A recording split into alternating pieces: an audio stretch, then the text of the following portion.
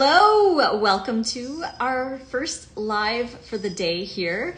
We are going to be chatting about some reasons why a raw diet might not be working and some solutions to that. So this is going to be a great one. If you have any questions, please post in the chat. I'll be happy to explore the answer with you. So thank you for joining. If you haven't checked it out yet, please go to the link in my bio here on Instagram. I don't mind if you leave the live to go get the bundle. You can always come back, but get the bundle because it's over on May 11th. So on Sunday, you won't be able to buy the bundle this collection ever again. So if you want to get this collection valued at nearly $1,400 for 50 bucks, please go to the link in my bio or in the description box below if you're watching on YouTube and get the bundle. You get my brand new sushi ebook, Nate's brand new cracker ebook, the brand new Make It Raw Volume 4 that I wrote with Chef AJ. You're getting 32 different downloads and everything is absolutely brand new for 50 bucks. So this is the only time that we do this kind of a sale, launching all of our brand new products for you. So again, $1,400 almost worth of brand new raw vegan content for 50 bucks. It's an amazing deal. So if you want to grab that, please go grab that. Link is in my bio. And we're going to talk about some of the top reasons why raw might not be working for you. Now, these are just 10 things that I thought up that could be reasons why a raw diet might not work for somebody. There are tons of other reasons, but these are the top 10 that I've noticed when doing coaching calls with other people or chatting with in the DMs. I spend hours and hours a day, every single day, chatting with people in DMs behind the scenes, trying to help them with their struggles on a raw diet. So what I've noticed, I would have to say, and I've said this many, many times before, the number one reason why people tend to have struggles on a raw diet is because they are not eating enough. On a raw diet, we are eating very low calorie density foods. These are fruits and vegetables. They're nutrient dense, but they're low in calorie density. So we have to eat a lot more of them to get the adequate energy needs that our body needs. And if we're not getting enough calories, our body is going to eat itself to compensate for those calories. So it's super, super important to eat enough. Most people who have issues on a raw diet are not eating enough. They're not getting enough of everything. It's not just protein that they have to worry about or whatever. They're not getting enough of everything when they're under eating. And it's very easy to under eat on a raw diet because the low calorie density foods are really high in water content and really high in fiber. And both of those things actually can cause the stomach to stretch. And it's good. We want the stomach to stretch because then we get the stretch receptor hormone that says we're full. But because it's only maybe 500 or 600 calories worth of food before we get that fullness, we're not eating as many calories, especially if someone's only eating twice a day and they're only getting 1,000 calories or 1,200 calories in. That's what a 2-year-old or a 4-year-old needs. We need to be eating a lot more than that. So it is important to make sure you're eating enough. Have meals more often. It's okay because it's fast digesting food. It's easy for the body to work through. You're not eating really heavy oils or cooked dense foods, things like that. So you can eat more often throughout the day. A lot of the diet culture rules, that's another thing. It's kind of a bonus reason why a raw diet might not be working, is because people are trying to force these like diet culture ideas onto a raw diet, like intermittent fasting, for example. It's really hard to get over 2,000 calories in just one meal or 2 meals because it's low calorie density. You're eating lots of fruits and vegetables, which are very water rich. So your stomach's going to fill up faster. You can't fit 2,000 calories in your stomach on raw food unless you're eating high fat, which isn't ideal either. So the intermittent fasting thing doesn't necessarily work on a raw diet. And under eating to lose weight doesn't work on a raw diet. All of these like diet culture, like scared of sugar, that's another one. Doesn't work on a raw diet. We have to release these and then focus on abundance. And the second reason why people might be struggling on a raw diet is because they're not getting enough variety. variety is key. If we value biodiversity in our forests, we should also value biodiversity in our colons, in our guts, and our microbiome. So if we want a thriving community, we need to make sure that we eat enough variety, because every group of bacteria tend to like specific foods. So if we want to have a really good wide variety of bacteria in our colons, helping us out, making short chain fatty acids, which are anti-inflammatory, and if we want to get the most benefit from what they have to offer us, we need to feed them, and certain ones need different varieties. So it's a good idea to have a wide variety, and studies show that people who eat over 30 different varieties of plant foods in a week tend to have the strongest microbiomes, and the more variety you have, the stronger your microbiome gets. So making sure that you have enough variety. There are people out there who want to eat as minimal as possible varieties, which can atrophy the gut over time. And then over time, they get so used to having such a small variety of foods that when they do have something else, like if they do have some broccoli, or if they do have some different greens or what have you, they get gas and bloating. And it's not because those foods aren't human foods. It's because their gut has atrophied to the point that they can't digest these foods. So it's very important to slowly reintroduce these foods into our bodies so that we can slowly grow those bacteria back to a strong gut, because that's what we want. We want a strong microbiome so that we get those anti-inflammatory properties, we get the vitamins and other things that the bacteria produce for us. So it's really, really important to eat variety. And also another thing too is when you eat more variety, you get more nutrition from the different things. Every plant food has its own unique combination of stuff. So we want to make sure that we get lots of hydration and vitamins and calories from our fruit. We want to get a lot of fiber and protein and minerals from our greens. We want to have a wide variety of foods in our diet because that will give us the most broadest range of nutrition, which is super important too. The third reason why people might struggle on a raw diet is because their omega-3 to omega-6 ratio is out of balance. It's very easy to eat a lot of omega-6. Omega-6 is in a lot of things that are really tasty, like cashews and almonds and all that stuff. So it's really easy to get omega-6. It's not as easy to get enough omega-3 unless you are aware of the foods that provide a lot more omega-3. Whole produce would be romaine lettuce, and berries would be probably the top choices when it comes to getting some omega-3s. There are some omega-3s in some other greens as well, so those are really great sources, but chia and flax are the top two sources. You can also choose basil seeds. If you didn't want to do chia or flax, you could do basil seeds. Those have, not as much omega-3 as chia or flax, but it is a good source as well. So there are those options, and the reason being is that we need omega-3. We need omega-3 in a 1-to-1, 1 omega-3 to 1 omega-6, up to 1-to-4, so 1 omega-3 to every 4 omega-6. But the standard North American eater is eating over 20-to-1 omega-6 to 3. And what happens in the body, we have one family of enzymes that converts omega-3 into EPA and DHA, and omega-6 into pro-inflammatory compounds. So this one family of enzymes does it all.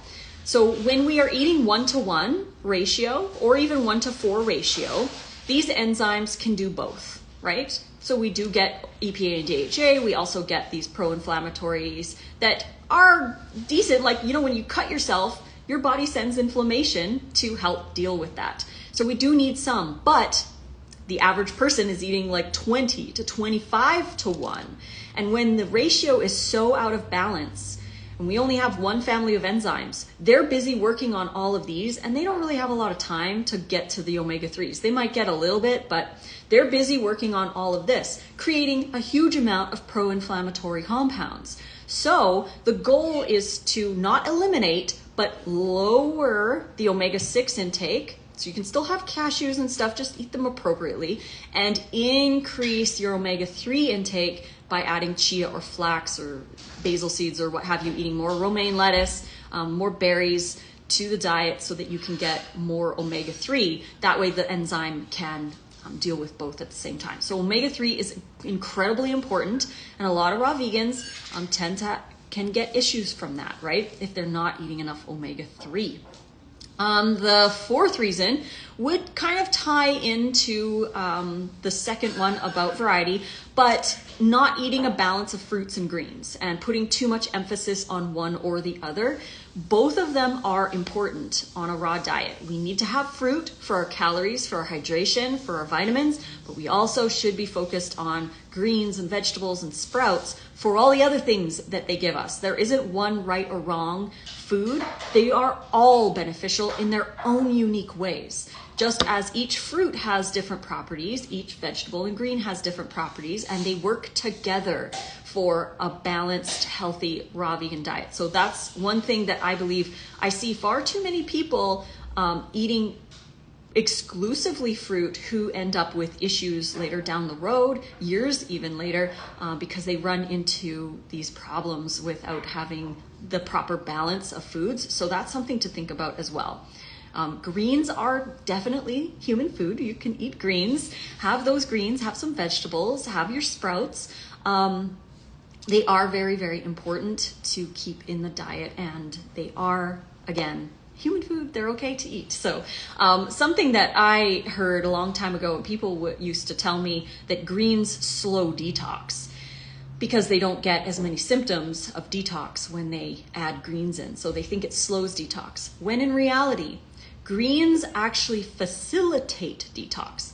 We don't want to have all these detox symptoms. If you're having detox symptoms, then you're either not eating enough fiber or you are not supporting phase 2 liver detox. So those toxins are just being recirculated and you're feeling it, which isn't really true detox. True detox shouldn't have any symptoms. You shouldn't have any symptoms when you are truly detoxing, when your liver is supported through nutrition and your fiber intake is high, because fiber traps toxins, pulls them out of the body.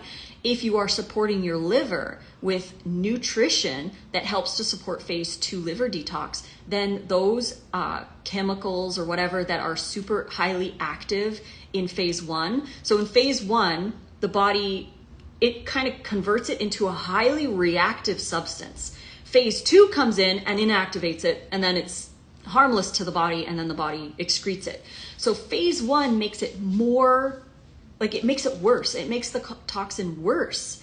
You need phase 2 to neutralize that and to pull it out of the body. But phase 2 needs a lot of nutrition. We need to support the liver, and cruciferous veggies are one of the best things to consume because you get everything you need to make glutathione, which is important in phase 2 detox. So we need to support with nutrition, having a wide variety of foods so the body can naturally detox 24/7 the way it's meant to be without all these crazy symptoms. And greens help because they support phase 2 detox and they provide a huge amount of fiber to trap those toxins and pull them out of your body so you don't feel it. So you don't really want to feel all these detox symptoms. That's usually a sign that things are recirculating through the body and you're not actually excreting them. Again, my thoughts on that. Number 5, this one's for beginners. For beginners who are new to raw, who might be coming from a low fiber diet, or a junk food diet, or a lot of animal products, jumping right in to a super high fiber diet might be a little challenging because you're coming from gut dysbiosis likely. If you're not eating enough fiber, then your gut isn't ready for the amount of fiber on a raw diet. So it's very important, if you're interested in adding more raw food to your diet and you're coming from a high animal product, high fat, or high junk food diet that's low in fiber, you're gonna wanna go slow to start building your microbiome so you can eat a lot more fruits and vegetables comfortably. So again, it's just because raw food might cause a little digestive upset isn't the raw food's fault. It's your gut that might not be ready yet, but you can make it ready. You can prepare it by eating smaller amounts more often and getting those smaller amounts in to build your microbiome. They thrive on fiber variety, so the more fiber you add slowly, take your time, You don't have to go all in all at once. Some people can, but most people can't, especially like I said, if they're coming from a low fiber diet, they're gonna need time to work up to the amount of raw. Because if somebody's eating, say 15 grams of fiber a day, which is pretty standard in North America, only 3% of the population gets the RDA of fiber a day, which I personally think the RDA is pretty pitiful. It's at 30 grams or something like that. Nate and I eat around 85 to over 100 grams of fiber a day. So we're far surpassing the RDA for fiber, but 97% of people are not getting the recommended amount of fiber. So most are hovering around the 10 to 15 grams a day. So if you're jumping from 10 to 15 grams a day to 85 grams a day, you're gonna probably have a lot of gut upset. And it's not because the food isn't human food or you shouldn't be eating it or it's the food's fault. It's because your gut just isn't strong enough. And it's just like going to the gym. If you don't go to the gym, you know you're at the 10 to 15 grams of fiber, you don't go to the gym very often. If you suddenly go to the gym and you're lifting, like you're trying to lift 50-pound weights, you're probably going to feel horrible.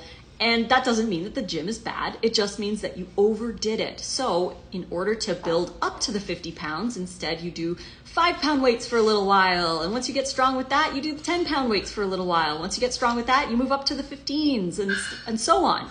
You gradually increase the weight as you train your muscles. It's the same with the microbiome. You can increase your fiber intake when you consume fiber in smaller amounts and then increase and then consume that for a little while and then increase, and then eventually you can get to a high raw or an all raw diet.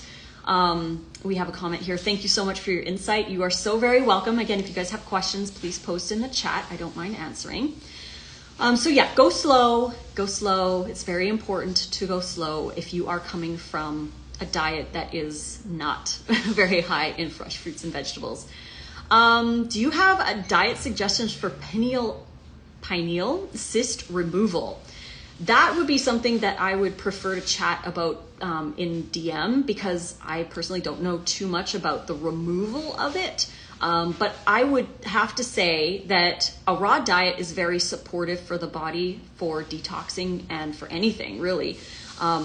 It's not a cure-all. We're going to talk about that as number 10.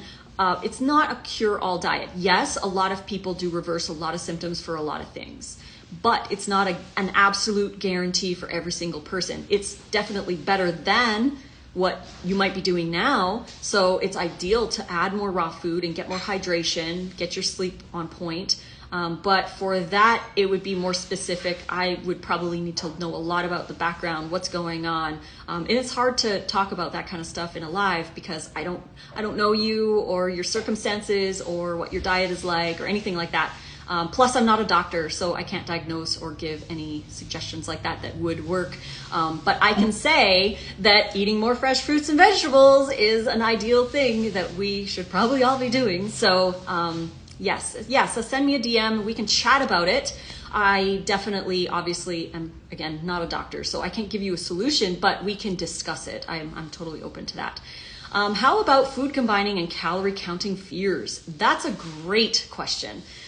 So I think that food combining is fine if you are dealing with maybe some issues like some allergies or food sensitivities, and you kind of need to know like what's going on. But it's not a place that we need to stay at. It's not a blanket statement for every single person to follow specific food combining rules. Some people feel they need to because I believe, this is just my opinion, people follow food combining rules because their microbiome is not strong enough to deal with more variety because they're not eating variety. So they get more limited. The more limited you get with your diet, the more your gut microbiome can atrophy. So it's really important to play with what works for you. If there's a specific food combination for you that doesn't feel very comfortable in your body, then don't do it. It's pretty simple like that. You don't have to follow specific rules of food combining. You can try them out, of course. It's your prerogative, but I don't think they're a blanket statement for absolutely everybody. And plus for calorie counting fears, that's a really good one because I was fearful of counting calories too in the beginning. But counting calories, think of it as a learning tool. It's a tool that helps you to learn about the foods that you're eating. And it helps you to learn what a a 500 calorie salad looks like. It helps you to learn what a 2,400 calorie day looks like.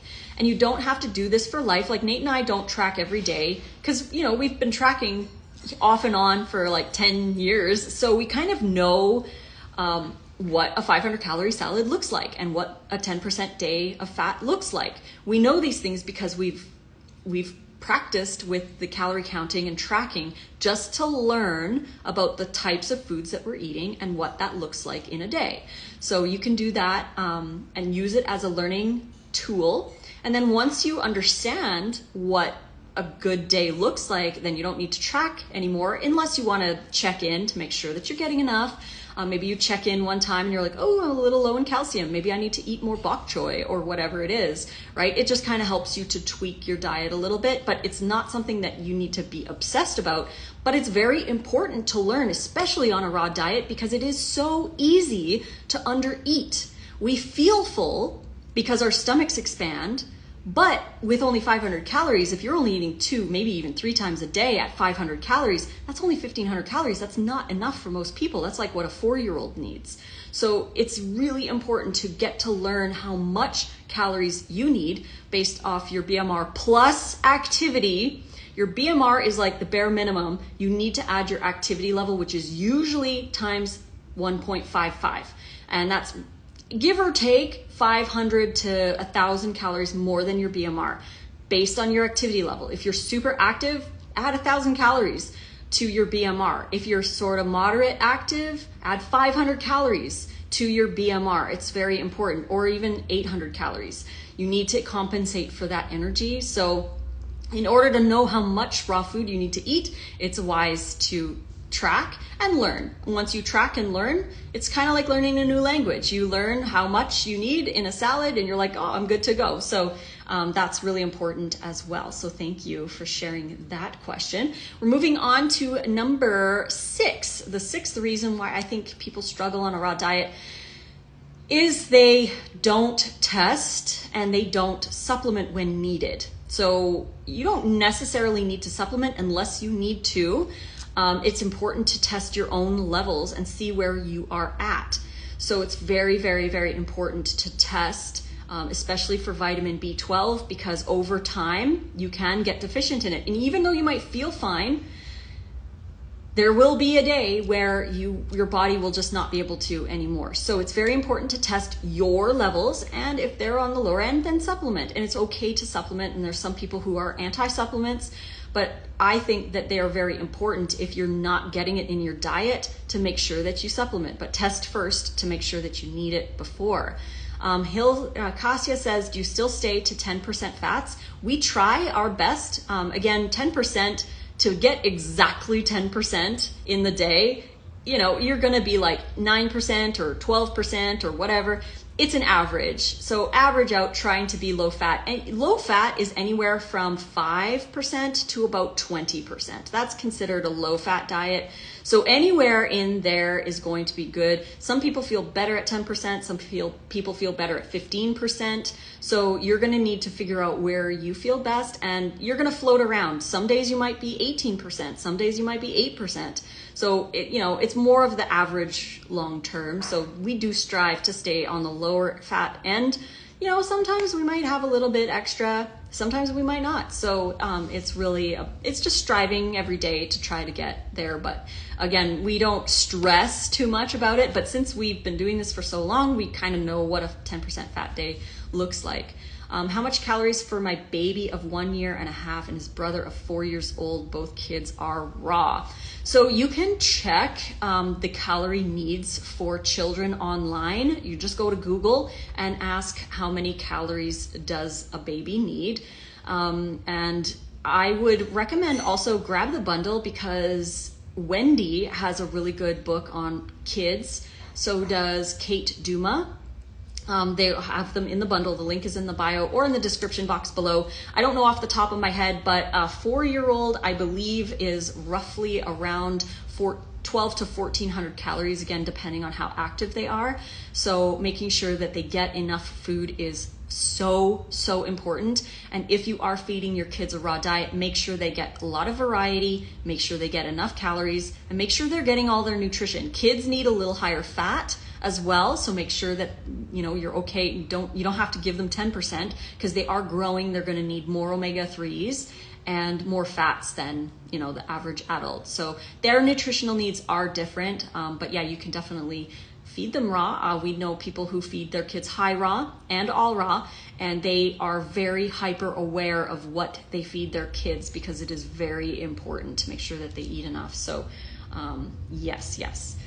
Let's see. Okay, so not testing or supplementing, very important. Just to see, you want to see what's going on in your body. You don't want to just assume. If you feel great, that's good, but maybe your B12 level is 320, which is on the low end. And yes, you might feel good now, but over time, if you're not getting enough in your diet, like anywhere in the 300s, if your B12 is in the 300s, I would consider that low B12.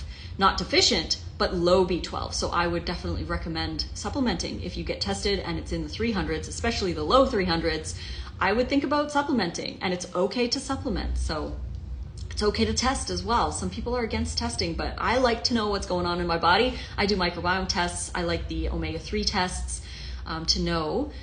Felicia says, I have been struggling with starting raw and staying consistent. That's a great question. So I recommend starting with just one meal for now. First of all, lower the fat intake, because if you're going to be increasing your fruits and greens, you're going to want your insulin to stay sensitive. So start by lowering your fat intake. That's the first thing. Start lowering your fat intake and increase the amounts of fresh fruits and veggies that you're eating. Get rid of the oils and get rid of the animal products. I would recommend, if you're not vegan yet, go vegan first. Do vegan first. Start with that, get rid of the animal products and get rid of the oils. Work with veganism right now, and then do one meal at a time. Like, get really good at breakfast or lunch or whatever meal it is that you want to work on. Get really good at that one meal. And once you're really good at choosing that one meal raw, then move on to the next one. Say it's lunch. Get really good at doing breakfast and lunch raw, and then have a little bit of cooked food in your dinner or whatever.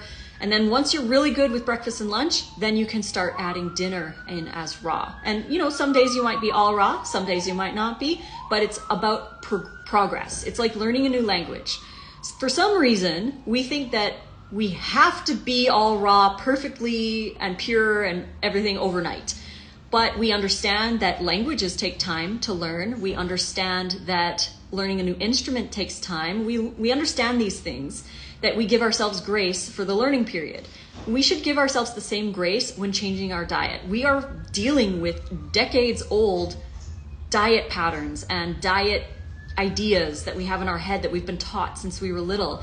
We're dealing with all of that. So it's going to be challenging because of that. So give yourself some grace. Start by going vegan. If you aren't vegan yet, start there. Start by going vegan.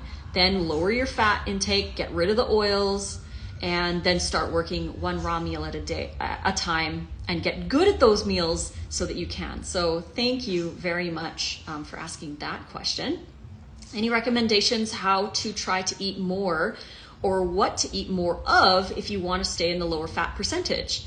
To eat more fruits and vegetables. Those are the ones to eat. Those are low fat and high carb, high calorie. So if you want to get more calories in, eat more fruit and have bigger salads. Add more to your salads. You can still have your creamy dressing, but have, appropriate amount of that, but have bigger salads and eat more fruit. Have fruit as snacks. Nate and I like to have 2 breakfasts. So we do the Hobbit thing. We have second breakfast. We'll have like whole fruit first thing in the morning, and then we'll have a smoothie mid-morning, late morning. So then we have lunch and then dinner. So that gets us enough calories in the day. So yes.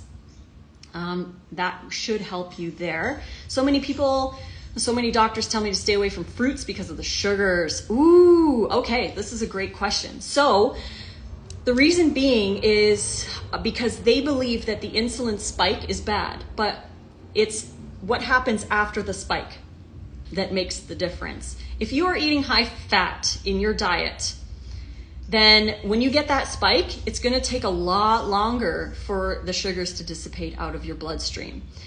The spike isn't the problem. It's how long the sugars last in your system. If you're eating high fat, that's why people say no fruit, because the sugars stay in the bloodstream longer. But it's not the fruit's fault. It's the fat that you're eating. And if you're eating something high fat or lots of oils and animal products, for example, say you have pizza on Saturday night and you had French fries or whatever, you went out with your friends and you had this big higher fat meal, that excess fat can sit around in between your cells for up to 3 days. So if on Monday morning you want to start eating healthy again, you still have this hyperlipidemia happening, which your insulin just isn't functioning properly. So the goal is to be consistent with low fat. It's low fat. You can eat all the fruit you want if you're eating lower fat. The fat is the problem. It's not the sugars, because that blood sugar spike is totally fine. It's how long it takes for it to be used by the body. If you're high fat, it's going to take a lot longer to get that sugar out of your cells. But if you're eating low fat, you get that sugar spike, which gives you the energy, and your body uses it right away and returns to normal a lot faster. And that's what you want. So it's lower fat. Don't be scared of fruit. Do not be scared of fruit. Lower the fat percentage that you're eating and enjoy all the fruits you want. You don't have to be scared of those. It's the fat that's the problem. Number 7 would be people are still dealing with underlying health issues, and this can cause struggles as well. I'm so glad that that made sense for you, Felicia. Thank you for asking that question. Yeah, it's fat. What fat does is it coats the cell wall, and then when you eat that smoothie, that fruit smoothie, you've got all the sugar in your bloodstream. Your insulin is like a key. Your insulin escorts sugar from your bloodstream into your cell so your cell can burn it for energy, because we run on sugar. We run on sugar. That's our body's preferred energy source. So it wants sugar. But if fat is like, it gums up the lock, so insulin comes around to escort the sugar into the cell, and they can't open the cell to get the sugar in. So it stays in your bloodstream longer. Your body sends even more insulin, and then you become insulin resistant, and this is what causes diabetes. So lower the fat percentage down, and over time you can eat a lot more. So yes. Felicia says, I'm new to your page. What's the main thing you teach? Thank you for joining. Yeah, the main thing I teach is embracing more raw foods in your diet. So if a person wants to go all raw, I'm totally here to help them with that. But my main goal is to help people fall in love with raw foods and eat more raw foods, go vegan. That's a huge thing too. I'm an ethical vegan. So that's a big part of how I help people is first go vegan. Go vegan first. Then we can work on increasing your raw. And I am a recipe creator, a raw food chef, so to speak. And so I like to create raw food recipes that are really unique and different and fun and tasty.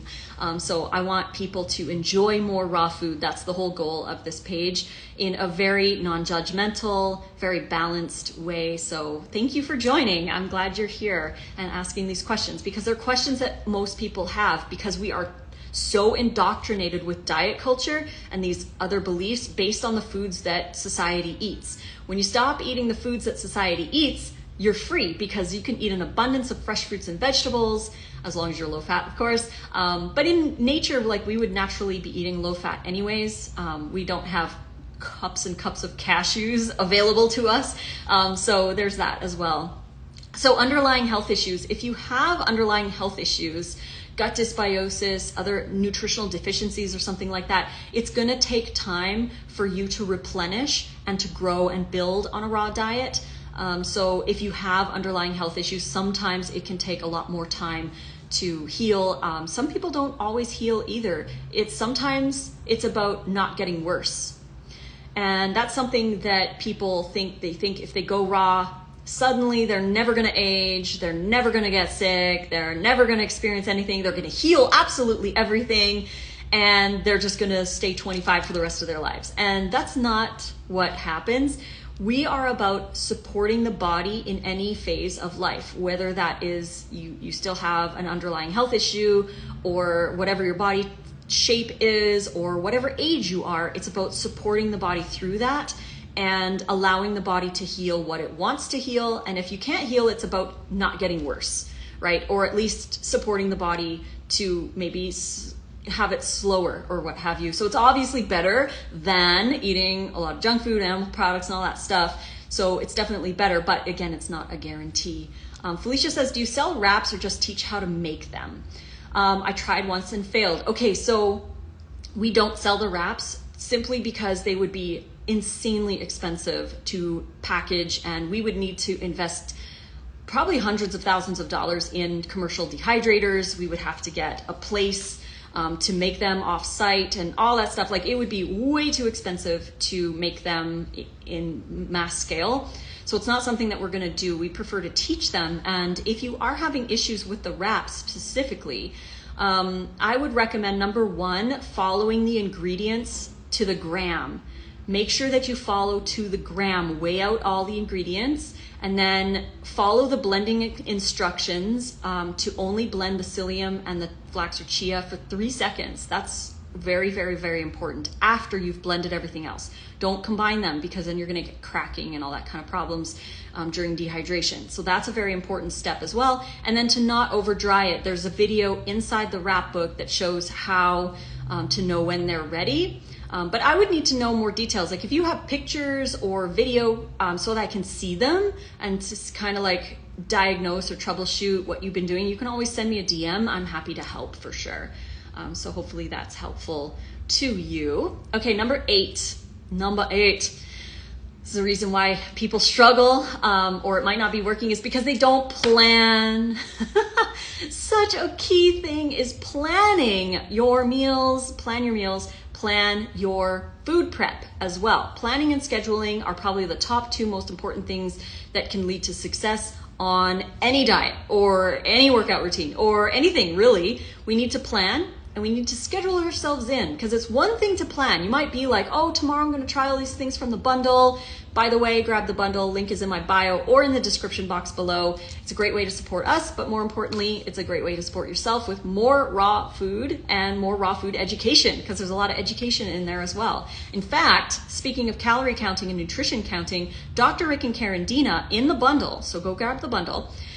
In the bundle, they have a mini course called What I Eat in a Day. And Dr. Rick goes through different what I eat in a days and how changing specific things that are in the day changes the calories and nutrition for the day. So it's a very educational product. You get that when you buy the bundle. You also get my brand new sushi ebook, Nate's new crackers ebook, the new ebook I wrote with Chef AJ called Make It Raw 4 that has the black licorice recipe in it, which is so good. If you like black licorice, you're gonna want to make that recipe because it's so good. But again, get the bundle because you only have until May 11th to do so. So poor meal planning and not scheduling yourself in. So if you think I'm gonna make this and this and this from the bundle, if you don't schedule yourself in, when are you gonna get that plan done?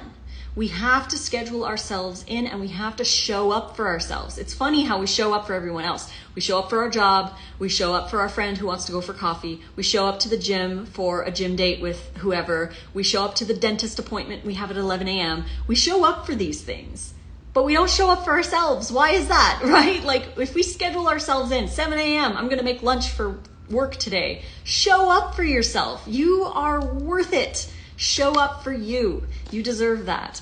Felicia's asking, can you do wraps in the oven? No, you can't do wraps in the oven. The problem is, and this, maybe if you were doing them in the oven, this could be the problem. Any temperature that's above 115 degrees Fahrenheit, which is only 46 degrees Celsius, if you're doing it higher temperature, they're going to be rock hard, almost like a cracker. They're not going to be very pliable and they're not going to be enjoyable. They're going to be like chewy like leather. They're going to be hard to roll because they're going to be hard. So you need to have 115 degrees Fahrenheit as the temperature. They were formulated to be made in a dehydrator. So it's very important that you have that specific temperature, because any temperature that's hotter than that is going to cause, like, they're not going to turn out. They're going to be so hard, you won't be able to make them. So yeah, you do need a dehydrator to make the wraps. You can find some used dehydrators on Marketplace. Nate got his for about $160. New ones are, $300 to $400. So he got a really good deal. You can get the ones that we use. We have 3 dehydrators. They're all the 9 tray from Excalibur. And if you want a link to Excalibur, send me a DM and I'll be happy to send you the link. and the model number, we use 3926TB. We have 3 of them and we love them. The 9 tray holds the 14 by 14 wrap trays just perfectly. So if you want a link for those as well, the link is in the wraps book, but also I can send it to you if anyone wants the link to that. So yeah. You can also, like I said, look on Marketplace or buy and sell. You can just type in Excalibur 9 tray and see if anyone has any for sale, because sometimes people sell those. So actually more often than not, they do. The next one would be social and lifestyle stressors. This can cause issues on a raw diet, which tie into the other ones that we've talked about. Like if you are way too stressed out, you might be skipping meals, thus not eating enough, thus not getting enough nutrients, and then you feel tired, you feel exhausted, you might feel anxious or depressed because you're just not getting enough calories in. So it's very important to watch what's going on in your life. What's your stress levels like? What is your sleep schedule like? How often are you moving? Are you exercising? That's a very important aspect of raw diet, because the diet only goes so far.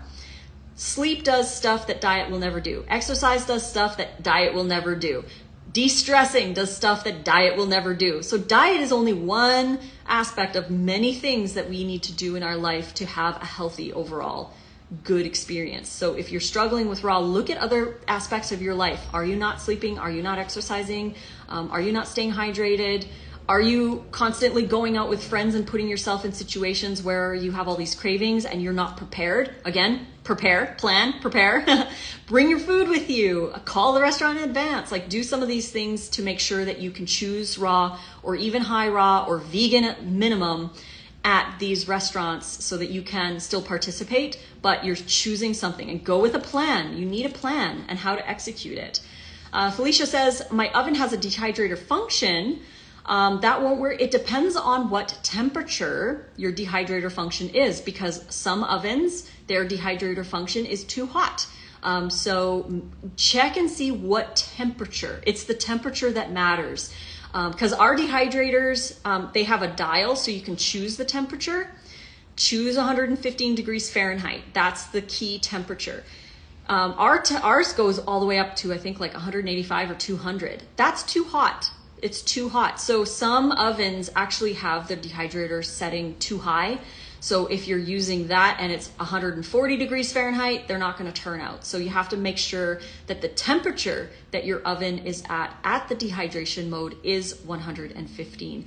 Even 110 works as well. So if you have 110, they might take an extra couple hours to dry at 110, but under 115. Anything over 115 is going to make them way too hard and crispy and just not enjoyable at all. And then number 10 is, like we've mentioned before, some reasons people struggle is because they have unrealistic expectations. Like they are expecting to cure everything, and if it doesn't work, they're like, oh, the raw diet doesn't work. But it's about support for the body. So releasing expectations and just focusing on giving your body the most beautiful fuel that you possibly can, embracing more raw foods, embracing more hydration, adding in the exercise, making sure you get proper sleep is super important as well. So that's another reason why people struggle, is they just have these unrealistic expectations of a raw diet. And again, like we mentioned, diet is only one aspect of health. So relying too much on the diet for all these things that we want to achieve, sometimes that is an unrealistic expectation. We're putting too much emphasis on the diet without moving our bodies or getting proper sleep or what have you, because those things do things that diet will never do. So they work together. So we want to make sure that we have everything well-rounded and balanced. So thank you. Whole Food Plant-Based Donna says, I have a Ninja air fryer with dehydrator that goes as low as 105. Can I do things, not wraps, successfully in it? Yes, you can, definitely. The thing is with the air fryer machines, they're usually a lot smaller space. And depending on the one you have, I'm not sure what size it is, but if things are in a smaller space, there's less airflow. So things are gonna take a lot longer to dry than if you have a bigger dehydrator that's actually a dehydrator. So things like, if you're going to do something for an hour, I would say move that to an hour and a half. If you're going to dry something for 12 hours, I would say make it like 18 hours. So it really depends on the size, because if you have a very small airflow going on in there, then when the hydration, which is what you're doing. You're dehydrating. You're taking the water out of whatever you have in there. So the water has to go somewhere. And if there's an enclosed, tight space, confined space, where's that water going to go? That's why dehydrators, most of them have like a gap in the door. The Excaliburs have a gap on the side so that the water can escape. The water particles in the air can escape. And then things dry a lot faster. So I've also noticed that the more trays you have in your dehydrator, the longer everything's gonna take, even if you have a big one. So for example, in our 9 tray, if we do two trays with wraps on them, they take around 10 to 12 hours to dry. If we do all 8 trays, they take like 36 hours to dry. So the more trays you have, the more moisture is going to be sitting around in there, and the longer everything's going to take to dry. So keep that in mind with your dehydrator. But yes, you can definitely, if it goes down to 105, you can definitely dehydrate stuff. That's a little on the lower end, so things might take longer as well because it's not as hot. But 115 is, we keep our dehydrators at 115 exclusively, and we just dry everything at 115. It's the best temperature that we've found. So thank you so much for asking all the questions. I really have enjoyed this live with you. If you have any more, please post in the chat. I don't mind. But yes, it is bundle time right now. Until May 11th, we do this only once a year, we release all of our brand new raw vegan contributions in the Ultimate Raw Vegan Bundle. So you're getting my brand new sushi ebook, Nate's brand new cracker ebook, the brand new Make It Raw 4 that I wrote with Chef AJ. We've got brand new content from Chris Kendall, from Miriam, from Mira Fruta. We've got Roar Sky is in there, Raw Chef Yin is in there. We have a group collaboration ebook where we all contributed world favorites. My Scotch broth soup is in there, Nate's Fiesta salad is in there. Chris Kendall has a poutine recipe in there from Canada. There's so many fun recipes in that, and that is a collector's edition that you only get when you buy the bundle. So go grab the bundle. Link is in the bio if you want to support us, if you want to support yourself. Most importantly, go grab the bundle because you only have until May 11th. And once you buy the bundle, please download everything ASAP. Download everything. It takes 5 minutes because you only have until June 30th this year to download. The prices for hosting the bundle have skyrocketed. They raised the prices in April, and we're talking thousands of dollars extra a year to host for the year. So we can only host until June 30th. Otherwise, it doesn't make sense to even do a bundle. So please grab the bundle now and download it before June 30th. Once you download the files, they're yours forever. So just take that 5 minutes and download them, put them in a safe backup where you should be putting all your important files. This is a good reminder to clean up your computer and put all your important files in backup as well, because we don't like losing those files, and you never know what's going to happen to your main device. So make sure you back up those files as well. Felicia says, thank you so much for the information and taking the time to address my questions. You're very welcome, Felicia. We're so happy that you joined for this live. Thank you for following the page and for being interested in raw food. It's so beautiful. A raw food diet is such a wonderful, colorful, hydrating, amazing diet. And again, you don't have to jump in right away. Work towards it. Learn something new every day. That's why the bundle is here. There's so many years worth of knowledge in this bundle, because most of us have been raw for 5 to 10 to even 40 years. Like Dr. Rick and Karen Dina, they've both been raw since the early 90s. So they have a lot of knowledge to share. We have a lot of knowledge to share. I've been raw for now over 10 years. My husband, almost 10 years. Chris Kendall, 18 years. So there's a lot of knowledge in this bundle. And it's something that I wish that I had when I first went raw. Oh my goodness. If I could have a bundle like this when I first went raw, I would have been on it like so fast, because there is so much information in there. There's new recipes. It's so fun. It's refreshing because every single piece of content in this bundle has never been before released. So people who have bought bundles in the past, there's no duplicates in this one because everything is absolutely brand new. We've never sold anything in this bundle before. So it's definitely something awesome for everybody. Annie says, I absolutely love my raw food lifestyle. I'm so glad that you do. Thank you for sharing that. I know it's such a wonderful, fresh, free way to eat, because we get to eat in abundance. We get to eat a lot of fruits and vegetables and have fun with our food. It's so colorful and it feels good. And plus, being vegan, it's ethical. So how do you deal with yeast? Ooh, great question. So I have a lot of experience with yeast or candida overgrowth, so to speak. I had candida overgrowth for 15 years. I was diagnosed when I was 19 years old with candida overgrowth. Over the next 15 years, I did countless candida diets and cleanses and kits and herbs and you name it. I did all kinds of stuff. I even went to the point where I was like using like these zappers to like zap parasites, but that didn't work either. And it wasn't until I went raw in 2014. I was 34 years old. I'm 45 now, but when I was 34, that's when I went raw. And I didn't go raw to get rid of my yeast. I didn't go raw to do anything. I just wanted to eat healthy. I was sick and tired of feeling sick and tired.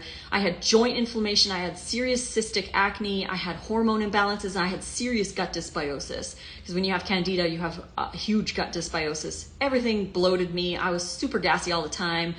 It was painful. Constipation, diarrhea, back and forth, like IBS symptoms. I had PCOS symptoms as well because of my imbalanced hormones. All kinds of stuff going on with me. And I was only 34. I was depressed and I just, life was not fun. But, I thought it was fun because I could eat whatever I wanted. That wasn't helping me. So I went raw in 2014 for health reasons. I didn't do it to get rid of stuff. I did it because I wanted to stop eating what I was eating. And I wanted to eat what resonated most with me. So I went raw. I went vegan and raw at the same time. So I go raw, and over time I noticed that my symptoms were disappearing. I wasn't getting yeast infections. I wasn't getting bladder infections. My cravings went away for those kinds of foods. My brain fog went away. My joint pain went away. My acne went away. My hormones balanced. My gut improved. Like everything was, with time. Obviously it takes time. Certain things happened earlier than others or what have you, but I noticed incredible improvements and my candida went away. My gut bacteria fought the yeast for me. I didn't have to do a yeast cleanse. I didn't have to take probiotics. I didn't have to kill yeast with, all the stuff like grapefruit seed extract, oregano oil, or anything like that. I just changed my diet, what I was eating consistently every single day. And I was eating high fiber variety, which fed my microbiome. And my microbiome balanced the yeast on its own. So I didn't have to do anything except enjoy eating a wide variety of fresh, raw fruits and vegetables. So super easy. And I love that. And also the low fat, because when you're eating low fat, your body uses the sugars that you're eating efficiently, so they don't hang around and feed the yeast. So low fat is important as well when you're dealing with candida overgrowth and gut dysbiosis to eat low fat. But yeah, it went away. It's been 10 years. I haven't had any yeast problems. And on top of that, I ate mushrooms and nutritional yeast when I was raw. I still do. And that didn't affect, because I used to avoid those. I used to avoid sugar. I used to avoid mushrooms. I used to avoid nutritional yeast or anything that would have anything to do with yeast or fungus or anything, because I was scared of it. But when I went raw, I didn't care. I was like, I'm going to eat mushrooms. I'm going to eat nutritional yeast. And my candida balanced because I grew my microbiome. I built my own army up. So it dealt with the yeast instead of me having to deal with it. Kasia says, some people say no fermented foods and vinegars on a raw diet. What do you think? I am super pro fermented foods. That's another thing that I ate when I went raw. I ate fermented foods, sauerkraut and kimchi and miso paste. I ate those things. I believe that those are incredibly gut-friendly foods, and I think that they belong in a raw and living foods diet. So I think they are amazing, and I don't think that they are rotten or bad or anything. For some people who have gut dysbiosis, they need to start very slowly with those foods. Most people, when they eat something like fermented food or broccoli or whatever that they're not used to, if they have a weak microbiome, they're going to get gas and bloating. And then they immediately say, that's bad food. We should not be eating that because I experienced these symptoms. But it's because their gut is not ready for that amount that they ate. So the goal is to start slow. Like we're talking a teaspoon of sauerkraut if you are not used to it, and work your way up as your gut grows. But yeah, I think they are incredible. And vinegar, We don't do white distilled vinegar. The reason being is because white distilled vinegar is antibacterial. That's why you use it to clean your counters with. It's antibacterial. We don't want to be ingesting that because it's going to kill some of our bacteria. However, raw apple cider vinegar is a very probiotic, healthy, friendly vinegar to be consuming. So anything that is unpasteurized and naturally fermented, whether that is a vinegar, and there are some other vinegars out there, like there is some balsamic vinegars that are unpasteurized and raw, from Brightland, I believe is the brand. And of course, apple cider vinegar. Those are raw and probiotic friendly vinegars. They're not distilled white vinegar that kills bacteria. These ones are actually probiotic and they're healthy for the microbiome. So those are my thoughts on that. Do you think it's okay to eat a lot of fruits and salads during the day and then evening a cooked dinner like pasta or seafood? So I do not do any animal products whatsoever, and I don't recommend them because ethically I can't recommend seafood. Those are animals and they deserve to live. So that would never be something that I would recommend. So pasta, however, if you're gonna do pasta, do a dairy-free sauce, tomato sauce or what have you. And if you are gonna do cooked food, I would recommend having that with something raw. So make a raw salad and have that with a smaller plate of your pasta so that you're getting some raw food in there with the cooked food. So yes, eat lots of fruits, lots of veggies throughout the day, and then have a raw salad with whatever cooked food that you are adding to it. Make sure that that cooked food is low fat as well. That's the key, because if you want to eat a lot of fruits and greens and veggies throughout the day, you have to eat lower fat for your dinner. So shot glass worth of nuts or seeds in your dressing, that could work, but stay away from the oils and, you know, as always, stay away from the animal products. That's just something that I could never ethically promote. But yeah, that'll allow you to eat a lot more fruit because you're eating lower fat throughout the rest of the day. So you can eat more fruit and your insulin works a lot better when you are low fat. When did you notice the yeast was gone? So it was super gradual. I don't have a timeline as to when. I just noticed as time went on, I was no longer getting yeast infections. You know, if I had to give a timeline, it would have been over about 1.5 years. Every month was a little better, a little different. I noticed different things, but it was about consistency. You have to be consistent with these things. Otherwise, it's going to be challenging if you're not consistent, and things are going to take a lot longer if you aren't. Healthy by Wendy says, I did not eat that in the first 3 years. I was unable to digest any legumes, sprouts, or anything like that. Now I can even sprout lentils, chickpeas, and even green peas. Yes, I love that you are adding those in. So important. But yeah, sometimes in the beginning, if you have like a microbiome that's compromised, you have to go slow with certain things. And over time, as your gut grows and gets stronger, then you can enjoy those other foods that are so amazing. I'm glad you shared that. Healthy by Wendy says, you can do it, guys. Build the microbiome. Yes, the microbiome is, they call it the forgotten organ. And we are more bacteria than we are human. There's more bacteria in us than there are human cells in our bodies. And interestingly enough, we are only 0.5% human DNA. The other 99.5% of our genetics is our gut microbiome. And they feed on fiber variety. So the more variety you get in, the more you build those guys, the better they are and the better you feel. What do you think of freely adding sugar to her smoothies? You know, she's going to do what she's going to do. I personally would rather eat more fruit. And I'm not too much a fan of processed stuff, but she has her reasons and they make sense to her. So I'm zero issue with what she does. But I personally wouldn't do it. I'd rather just eat more fiber rich foods, but that's just me. Thank you so much. You're very welcome. Someone says, can you help me? My menstruation went away with raw food. Sometimes I feel like I miss it.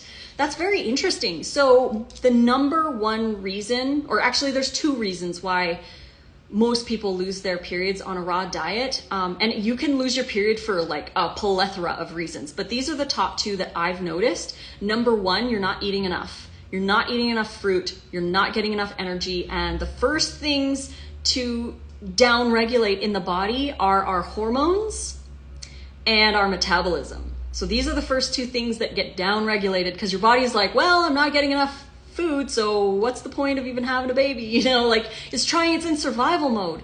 And the metabolism goes down kind of like a bear in hibernation. They're not eating, their metabolism slows way down. So if you are not eating enough, that's usually the number one reason why women lose their periods on a raw diet. And the second reason is stress. If you're stressed out in your life, even low-grade stress, not eating enough is low-grade stress. You might not feel it like emotional stress, but your body is under stress when you aren't eating enough. If you're not sleeping properly, if you're not exercising, if you're not spending time in nature, you're not doing stress management skills, these can all affect our menstruation as well. So keep those two things in mind. And also make sure that you're getting a lot of iron-rich foods as well. Sunflower microgreens are one of the highest sources of iron. On a raw diet, your greens are going to be really important, your sprouts and stuff like that too.